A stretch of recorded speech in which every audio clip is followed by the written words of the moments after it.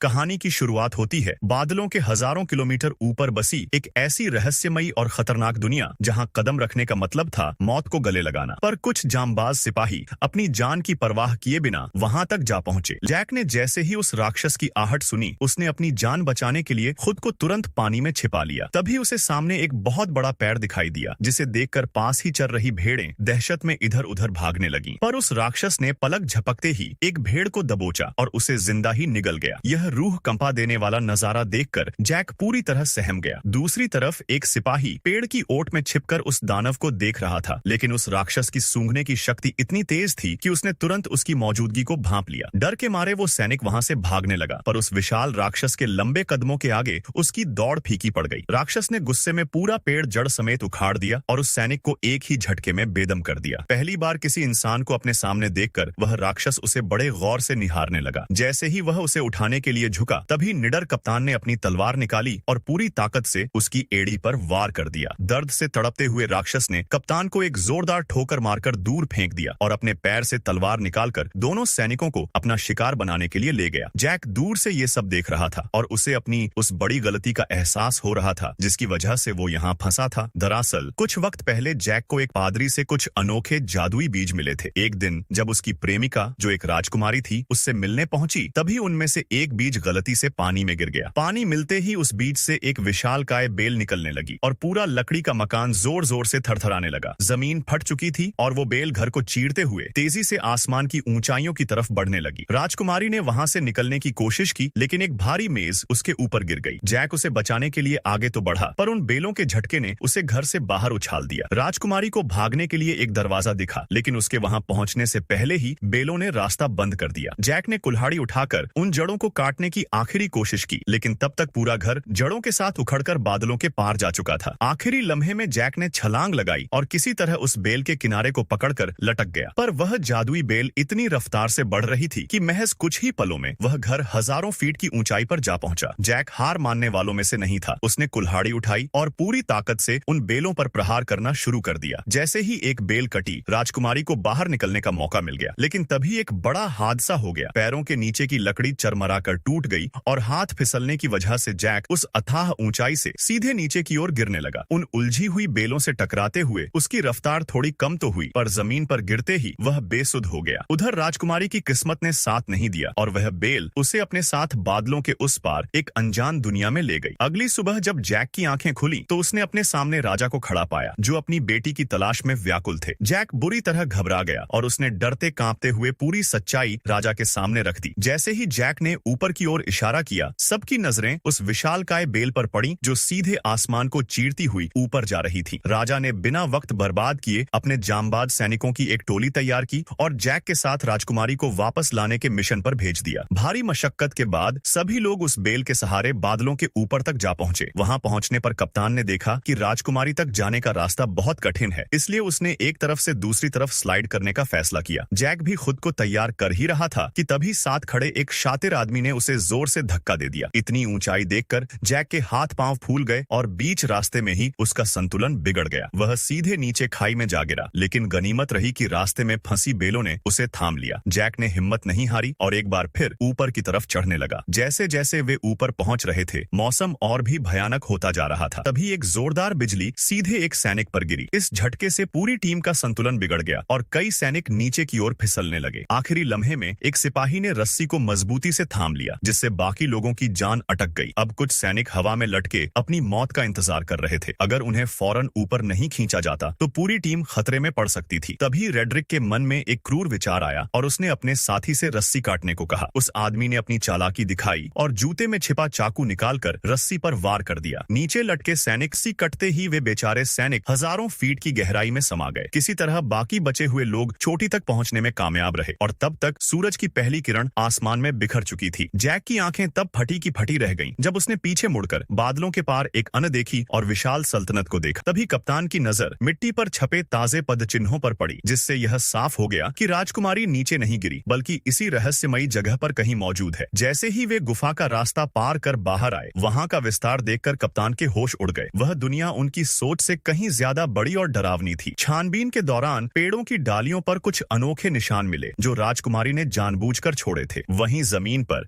Jack को वह किताब भी मिल गई जो उसने राजकुमारी को भेंट की थी। टूटी हुई टहनियों को देखकर टीम समझ गई कि राजकुमारी किसी खूंखार शिकारी के चंगुल में फंस चुकी है। इसके बाद पूरी टोली 2 हिस्सों में बंट गई ताकि चप्पे चप्पे पर उसकी तलाश की जा सके। खोज के दौरान जैक और उसके साथी एक शांत नदी के तट पर पहुंचे जहां हृष्ट पुष्ट भेड़ों का एक झुंड चर रहा था। कई दिनों की भूख मिटाने के लिए उन्होंने एक भेड़ का शिकार करने का मन बनाया, लेकिन जैसे ही वे आगे बढ़े एक गुप्त शिकारी जाल अचानक सक्रिय हो गया और उन्हें हवा में जकड़ लिया। जैक फुर्ती से अपना चाकू निकालकर रस्सियों को काटने लगा, जबकि कप्तान भी आजाद होने की जद्दोजहद कर रहा था। तभी अचानक माहौल बदल गया। पेड़ों से कौवे शोर मचाते हुए उड़ने लगे और भेड़ें भी जान बचाकर भागने लगीं। कप्तान को अनहोनी का एहसास तो हुआ, पर वह जाल काटने में जुटा रहा। वे आजाद हो ही पाए थे कि तभी जंगल के सन्नाटे को चीरती हुई एक भयानक दहाड़ गूंजी और एक पहाड़ जैसा दानव उनके सामने आ खड़ा हुआ। वह राक्षस पलक झपकते ही दोनों सैनिकों को दबोच कर ले गया, जबकि जैक ने चतुराई दिखाते हुए चुपचाप उसका पीछा करना शुरू कर दिया ताकि सही समय पर सबको छुड़ा सके। दूसरी ओर रेडरिक अपने बाकी साथियों के साथ एक ऊंची चट्टान के मुहाने पर खड़ा था। वहां मौजूद गंजे व्यक्ति को लगा कि इस तरह भटकना समय की बर्बादी है और वह किसी और रास्ते की तलाश में आगे बढ़ने लगा। लेकिन रेडरिक ने अपना असली चेहरा दिखाया। उसने चालाकी से चिल्लाकर कहा, देखो वह रही राजकुमारी इजाबेल। जैसे ही वह गंजा आदमी पीछे मुड़ा, रेडरिक ने उसे जोरदार धक्का दिया और वह सीधे गहरी खाई में जा गिरा। रेडरिक का साथी यह क्रूर मजाक देखकर ठहाके लगाने लगा। विशाल पंजे ने उसे हवा में दबोच लिया। अगले ही पल पहाड़ जैसा एक भयानक दानव उनके सामने खड़ा था। रेडरिक खौफ से कांपते हुए जमीन पर गिर गया और पागलों की तरह अपने थैले में कुछ खोजने लगा। दानव जैसे ही उसे कुचलने के लिए आगे बढ़ा, रेडरिक ने बिजली की फुर्ती से एक चमकता हुआ प्राचीन ताज बाहर निकाला। उस ताज को देखते ही दानव के कदम वहीं जम गए, जैसे किसी जादुई शक्ति ने उसे बांध दिया हो। दरअसल यह वही पौराणिक ताज था जिसका मालिक इन दानवों का भाग्य विधाता बन जाता था। दूसरी तरफ जैक उस दानव का पीछा करते हुए उनके गुप्त साम्राज्य तक पहुंच चुका था। वहां का दृश्य किसी खूबसूरत सपने जैसा था। ऊंचे झरने और विशाल पर्वत जो किसी जन्नत से कम नहीं लग रहे थे, लेकिन इस सुंदरता के बीच एक खौफनाक मंजर था। 2 सिर वाले दानव ने राजकुमारी को एक मजबूत पिंजरे में कैद कर रखा था। वह उसे बाकी राक्षसों की सभा में ले गया, जहां सैकड़ों दानव उसे भूखी नजरों से देख रहे थे। तभी वह दानव भी वहां पहुंचा जिसने कप्तान और उस सिपाही को पकड़ा था। उसने उन दोनों को पिंजरे के पास पटक दिया। ताकत दिखाने के लिए जमीन पर पड़े मोटे सैनिक को उठाया और बेरहमी से उसे जिंदा ही निगल गया। उसकी लोहे की ढाल को उसने कचरे की तरह बाहर थूक दिया। जैसे ही वह दानव राजकुमारी को अपना अगला शिकार बनाने के लिए धमकाने लगा, तभी एक बुलंद आवाज ने पूरी सभा को हिलाकर रख दिया। यह आवाज किसी और की नहीं बल्कि उसी धोखेबाज रेडरिक की थी। उसके सिर पर वह दिव्य ताज चमक रहा था। उसे देखते ही वहां मौजूद सभी दानव फौरन सम्मान में घुटनों के बल बैठ गए। रेडरिक का खौफनाक इरादा अब सबके सामने साफ था। वह सीधा उस 2 सिर वाले महादानव के पास पहुंचा और उसे अपने पैरों में झुकने का आदेश दिया। उस जादुई ताज की शक्ति के आगे रेडरिक ने अहंकार की सारी हदें पार करते हुए दानव के चेहरे पर पैर रखा और शान से सिंहासन की ओर कदम बढ़ा दिए। उसी क्षण से वह उस खौफनाक दुनिया का नया स्वामी बन गया और उसने ऐलान किया कि अब वे इंसानों के साम्राज्य को जड़ से मिटा देंगे। पूरी दानव सेना इस घोषणा से झूम उठी, मगर 2 सिर वाले दानव की खामोशी के पीछे कोई गहरा षड्यंत्र छिपा था। दूसरी तरफ रसोइया दानव कप्तान को पकाने की तैयारी में जुटा था। उसने कप्तान को उठाकर चिपचिपे आटे के ढेर में पटक दिया, जहां वह बुरी तरह फंस गया। दानव ने घिनौनी हरकत करते हुए उसके ऊपर और आटा डाल दिया और उसे एक तरफ फेंक दिया। जैसे ही वह दानव सामग्री लेने के लिए हटा, जैक ने दबे पांव वहां प्रवेश किया। उसे देख राजकुमारी की आंखों में उम्मीद की किरण जागी, पर जैक ने तुरंत उसे चुप रहने का इशारा किया। जैक ने पिंजरा खोलने की कोशिश की, पर नाकाम रहा। राजकुमारी के कहने पर वह पहले कप्तान को बचाने दौड़ा, जिसे सुअरों के साथ कतार में रखा गया था। जैक ने फुर्ती से चाकू से उस आटे की परत को काटना शुरू किया। तभी दानव के आने की आहट हुई। जैक ने तुरंत चाकू कप्तान के हाथ में थमाया और खुद छिप गया। बेखबर दानव ने नुकीली लकड़ियां उठाई और कप्तान के ठीक पास पड़ी एक सुअर के आर पार कर दी, जिससे उसकी चीखें हमेशा के लिए शांत हो गईं। अब अगला वार कप्तान पर होने वाला था। दानव ने बेरहमी से हमला किया, पर किस्मत से निशाना चूक गया। मौत को इतना करीब देख कप्तान दहशत में बेहोश हो गया। दानव ने सबको उठाया और धकती भट्टी के पास रख दिया। अब सब कुछ जैक के हाथों में था। वह ऊपर लोहे की रिंग पर घात लगाकर बैठा था। तभी दानव ने एक तेज धार वाला खंजर निकाला और राजकुमारी को पिंजरे से बाहर खींच लिया। जैसे ही उसने राजकुमारी पर वार करने के लिए हाथ उठाया, जैक ने ऊपर से एक भारी छुरे के साथ छलांग लगा दी। उसने अपनी पूरी ताकत झोंकते हुए वह छुरा सीधे दानव की रीढ़ की हड्डी में उतार दिया। दर्द अपनी पकड़ ढीली नहीं होने दी और पूरी ताकत लगाए रखी। दर्द से पागल हुआ दानव अपना संतुलन खो बैठा और जोर से दीवार से जा टकराया, जिसके बाद उसके प्राण पखेरु उड़ गए। बिना समय गंवाए वे तीनों उस विशाल जादुई बेल की ओर भागे, लेकिन वहां रेडरिक का तैनात किया हुआ एक संतरी दानव उनकी राह में रोड़ा बनकर खड़ा था। तभी जैक के शातिर दिमाग में एक अनोखा विचार आया। उसने कहीं से मधुमक्खियों का एक बड़ा छत्ता ढूंढ निकाला। कप्तान ने बेहद सावधानी से उस राक्षस का भारी हेलमेट ऊपर उठाया और जैक ने बिजली की फुर्ती से वह छत्ता उसके भीतर डाल दिया। बेखबर दानव गहरी नींद में था। उसे भनक तक नहीं थी कि मौत उसके सिर पर मंडरा रही है। जैसे ही छत्ता अंदर गया, कप्तान ने तुरंत हेलमेट का ढक्कन बंद कर दिया और दोनों वहां से भागकर एक सुरक्षित पत्थर के पीछे जा छिपे। कुछ ही पलों में मधुमक्खियों के हमले से दानव की नींद उड़ गई और वह तड़पते हुए इधर उधर हाथ पैर मारने लगा। वह जितना खुद को झटकता, मधुमक्खियां उतना ही ज्यादा उसे डंक मारती। बेतहाशा दर्द से घबराकर वह भागने लगा, पर पत्थरों से ठोकर खाकर लुढ़कता हुआ बिल्कुल खाई के मुहाने तक पहुंच गया। जैसे ही उसने राहत पाने के लिए अपना हेलमेट उतार फेंका, एक गुस्सैल मधुमक्खी ने सीधे उसकी नाक पर प्रहार किया, जिससे उसका संतुलन बिगड़ गया और वह हजारों फीट की गहराई में जा गिरा। यह जीत देखकर तीनों की खुशी का ठिकाना न रहा। अब वहां से निकलने का वक्त था, पर कप्तान ने एक साहसी फैसला लिया। उसने कहा कि वह रेड्रिक से जादुई ताज वापस लेने के लिए यहीं रुकेगा। जैक ने अपना चाकू कप्तान को सौंपा और राजकुमारी को लेकर नीचे की ओर उतरने लगा। उधर बादलों से गिरता हुआ वह दानव जब जमीन पर आ गिरा तो उसके शोर से पूरा इलाका दहल उठा। राजा अपने खेमे से बाहर आए और इस डरावने जीव को देखकर उनके होश उड़ गए। गांव वाले भी वहां जमा हो गए और खौफ का माहौल बन गया। अपनी जनता की सुरक्षा के लिए राजा ने एक कठोर निर्णय लिया और जनरल को आदेश दिया कि इस बेल को तुरंत काट दिया जाए। सैनिकों ने विशाल हुक और कीलें उस बेल में गाड़ दी और घोड़ों व बैलों की मदद से उसे खींचने लगे। देखते ही देखते वह विशाल बेल अपनी जड़ों से उखड़ने लगी, जिससे वहां मौजूद सैनिकों पर संकट मंडराने लगा। बेल के टूटने से ऊपर मौजूद सिपाही सीधे नीचे गिरने लगे और हर तरफ कोहराम मच गया। उधर जैक और राजकुमारी बेल के सहारे नीचे उतर रहे थे, लेकिन जैसे ही उनकी नजर नीचे पड़ी, उनके होश उड़ गए। बेल पूरी तरह अनियंत्रित हो चुकी थी और किसी भी क्षण ढह सकती थी। जैक ने फुर्ती दिखाई और राजकुमारी को मजबूती से थामते हुए एक लटकती हुई टहनी को पकड़ डिडियच लिया। दोनों हवा में गोते लगाते हुए तेजी से नीचे आने लगे। किस्मत ने साथ दिया और वे घास के एक विशाल ढेर पर गिरे, जिससे उनकी जान बच गई और वे सुरक्षित जमीन पर पहुंच गए। उसी समय ऊपर बादलों की दुनिया में रेड्रिक ने दानवों की फौज को इंसानों पर चढ़ाई के लिए तैयार कर लिया था। तभी दो सिर वाले दानव को किसी इंसान की मौजूदगी का एहसास हुआ, जिसे देख कप्तान तुरंत छिप गया। रेड्रिक ने नई बेल उगाने के लिए जादुई बीज निकाले ही थे कि कप्तान ने उस पर हमला बोल दिया। ये बीज वहीं चट्टान पर गिर गए और रेड्रिक सीधे एक गहरे गड्ढे में जा गिरा। रेड्रिक दहशत में दानवों को मदद के लिए पुकारने लगा, जबकि कप्तान उसके सामने मौत बनकर खाड़ी ढिया हो गया। दो सिर वाले दानव ने बाकी राक्षसों को चट्टाने तोड़ी डी कर रेड्रिक को बाहर निकालने का हुक्म दिया। रेड्रिक ने अपनी लंबी तलवार के वार से कप्तान को नीचे गिरा दिया और उसका हथियार दूर जा गिरा। रेड्रिक ने मौके का फायदा उठाकर लगातार हमले किए, लेकिन कप्तान ने किसी तरह खुद को बचाया और दोनों के बीच मल्ल युद्ध शुरू हो गया। ताकत की इस लड़ाई में कप्तान धीरे धीरे कमजोर पड़ने लगा और रेड्रिक ने उसे पानी में डुबोकर मारने की कोशिश की। तभी कप्तान की नजर पानी में बहकर आते उसने दांतों से पकड़ लिया और रेड्रिक के चेहरे पर जोरदार वार कर दिया। इस अचानक हुए हमले ने रेड्रिक को आग बबूला कर दिया। उसने अपनी भारी तलवार के प्रहार से कप्तान को पीछे धकेलना शुरू किया। कप्तान पीछे हटते हटते खाई के मुहाने तक पहुंच गया। रेड्रिक ने एक जोरदार लात मारकर कप्तान को नीचे गिरा दिया, लेकिन कप्तान ने आखिरी पल में चट्टान के किनारे को पकड़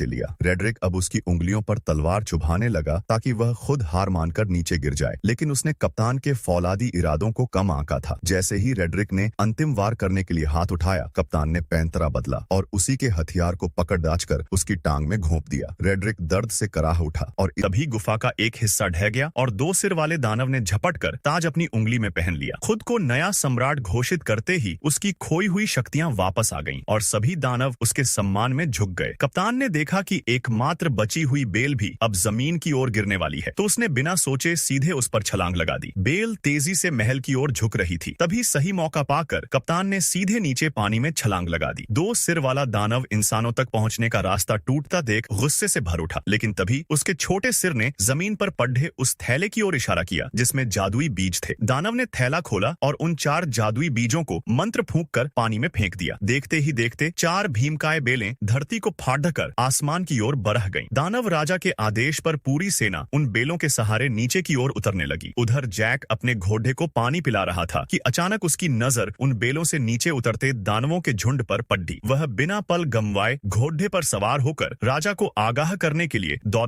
पद्धा। राजा की सेना अभी रास्ते में ही थी कि जैक ने चिल्लाते हुए उन्हें खतरे की चेतावनी दी, पर जब तक वे कुछ समझ पाते, जंगल को चीरते हुए राक्षसों का दल उन पर टूट पड़ा। जहां जहां से दानव गुजर रहे थे, वहां तबाही का मंजर बिछ रहा था। उन्होंने एक सैनिक को दबोचकर जिंदा ही भक्षण कर लिया। इंसान कप्तान उनके सामने बिल्कुल लाचार थे। एक गोल चेहरे वाले दानव ने पास खद्दी पवन चक्की का पंखा उखाड़कर राजकुमारी की तरफ फेंका, जिससे वहां भारी विनाश हुआ और राजा का मुकुट भी जमीन पर गिर पड़ा। उधर किले के प्रहरियों ने सेना को आते देख युद्ध का बिगुल बजा दिया। कप्तान ने मोर्चा संभालते हुए सुरक्षा के लिए किले की खाई में तेल डलवाना शुरू कर दिया ताकि दानवों के कदम रोके जा सकें। जैसे ही राजा की टुकड़ी किले की दहलीज पर पहुंची, उन्होंने कमान संभालते हुए आग्नेय बाणों की बौछार करने का हुक्म दिया। देखते ही देखते सैकड़ों जलते हुए तीर दुश्मनों की ओर लपके और जैसे ही उनका संपर्क तेल से हुआ, पूरी खाई आग के दरिया में तब्दील हो गई। इसी सुरक्षा कवच के बीच शाही सेना सुरक्षित अंदर दाखिल हुई। राजकुमारी को जीवित देख कप्तान ने तुरंत मुख्य द्वार बंद करने का निर्देश दिया, मगर जैक अब भी बाहर ही फंसा था और दैत्य उसके पीछे हाथ धोकर पड़ दिए थे। जब दरवाजा लगभग बंद होने को था, जैक ने आखिरी लम्हे में अपने घोड़े के साथ एक हैरत अंगेज छलांग लगाई और भीतर आ गया। उसके पीछे पीछे दो सिर वाला दानव भी दीवार फांदने की कोशिश करने लगा, लेकिन कप्तान के सटीक प्रहार ने उसे सीधे धधकती आग में झोंक दिया। वह राक्षस लपटों के बीच घिर गया, पर हैरानी की बात यह थी कि उसके अपने ही साथी उसे बचाने के बजाय तमाशा देख रहे थे। अभी लोग राहत की सांस ही ले रहे थे कि अचानक आसमान से एक विशाल लोहे का घंटा काल बनकर आया और किले की दीवार को ढहाते हुए नीचे गिरा। इससे पहले कि कोई संभल पाता, युद्ध का शोर और तेज हो गया। दानवों ने भारी हुक दरवाजों में फंसा दी और अपनी पूरी ताकत से उन्हें उखाड़ने लगे। यह सब उस गोल चेहरे वाले दानव की सोची समझी चाल थी ताकि मुख्य द्वार को ध्वस्त किया जा सके। किले के भीतर खलबली मच गई और राजकुमारी जैक का हाथ थामकर अंदर की ओर भागी। राजा ने मोर्चे पर डटे सैनिकों को क्रॉसबो से प्रहार करने का आदेश दिया। उधर राक्षसों ने भी अपनी संख्या बढ़ा ली और दरवाजों पर दबाव और तेज कर दिया। कप्तान के इशारे पर छोड़े गए क्रॉसबो सीधे लकड़ी के द्वारों में धंस गए, जिससे सैनिक उन भारी गाड़ियों को पीछे खींचने लगे। राजा और कप्तान रणनीति पर चर्चा कर ही रहे थे कि तभी आसमान से आग के गोलों की तरह जलते हुए पेड्डच गिरने लगे। इन हमलों ने सैनिकों को तितर बितर कर दिया और उनकी पकड़च ढीली होने लगी। ऐसा प्रतीत हो रहा था कि अब किले का पतन निश्चित है। राजकुमारी और जैक अभी महल के सुरक्षित हिस्से की ओर बढ़ ही रहे थे कि तभी एक भीषण दहाड़ गूंजी और जमीन फटने लगी। पत्थरों के उड़ने के बीच नीचे से दो विशाल हाथ बाहर निकले। यह वही दो सिर वाला दानव था जो आग से बच निकला था, क्योंकि पानी के बहाव ने उसे बचा लिया और वह गुप्त रास्तों से सीधे किले के भीतर घुस आया। उसे शाही खून की महक मिल चुकी थी। जैक और राजकुमारी कंबल की ओट में छिपकर उसकी हरकतें देख रहे थे, लेकिन तभी उस राक्षस ने क्रोध में पास रखा आईना चकनाचूर कर दिया। डर के मारे कांप रहे दोनों लोगों पर जैसे ही उसकी नजर पड़ी, जैक राजकुमारी को लेकर बिजली की फुर्ती से वहां से भागा। कोई और चारा न देखकर वे अपनी जान बचाने के लिए दूसरी मंजिल की ओर दौड़ पड़े। वे एक पल के लिए भी रुकने का साहस नहीं जुटा पा रहे थे। तभी अचानक एक विशाल हाथ दीवार की ओट से निकला और राजकुमारी को दबोच लिया। जैक ने फुर्ती दिखाते हुए पास पड़ी कुल्हाड़ी उठाई और बिना सोचे समझे दानव पर वार कर दिया, लेकिन दानव के दूसरे हाथ ने जैक को भी हवा में जकड़ लिया। जैक का गुस्सा 7वें आसमान पर पहुंच गया। उसने पूरी ताकत झोंक कर एक सटीक वार किया और दानव का लोहे का हेलमेट चकनाचूर कर जैक को निगलने के लिए अपना खौफनाक मुंह खोला। तभी जैक ने अपने लॉकेट में छिपा अंतिम जादुई बीज निकाला और सीधे उसके हलक में फेंक दिया। बीज जैसे ही दानव के पेट में पहुंचा, उसे बेचैनी महसूस होने लगी और उसने तुरंत दोनों को नीचे पटक दिया। अगले ही पल दानव के शरीर को चीरती हुई एक विशाल बेल बाहर निकली। जैक और राजकुमारी दहशत में पीछे हटे जब राजा का शाही मुकुट जैक के कदमों के पास आ गिरा। उधर किले के बाहर सैनिक अभी भी मौत से जूझ रहे थे। गोल चेहरे वाले दानव के एक इशारे पर राक्षसों की फौज ने पूरी ताकत से हमला किया और सैनिकों की कतारें बिखरने लगीं। भारी दबाव के कारण किले का मुख्य द्वार धीरे धीरे खुलने लगा। कप्तान ने चिल्लाकर लोहे का दरवाजा बंद करने का आदेश दिया। तभी धुंध को चीरता हुआ वह गोल चेहरे वाला दानव अपने साथियों के साथ प्रकट हुआ। लोहे की मोटी जंजीरें भी उसे नहीं रोक पाईं और उसने एक ही जोरदार प्रहार में दरवाजे को मलबे में तब्दील कर दिया। दानव जैसे ही किले के भीतर दाखिल हुए, वहां मौजूद सैनिकों को देखकर उनकी भूख और बढ़ गई। वे खूनी हमला करने ही वाले थे कि तभी पीछे से एक गूंजती हुई आवाज। गौर से देखा तो उसके हाथ से हथियार छूट गया। यह देख बाकी दानव भी सहम गए और उन्होंने अपने अस्त्र शस्त्र त्याग दिए। भी खूंखार दानव इंसानों के सामने घुटनों के बल बैठ गए। कप्तान और पूरी सेना यह अविश्वसनीय नजारा देखकर दंग रह गई।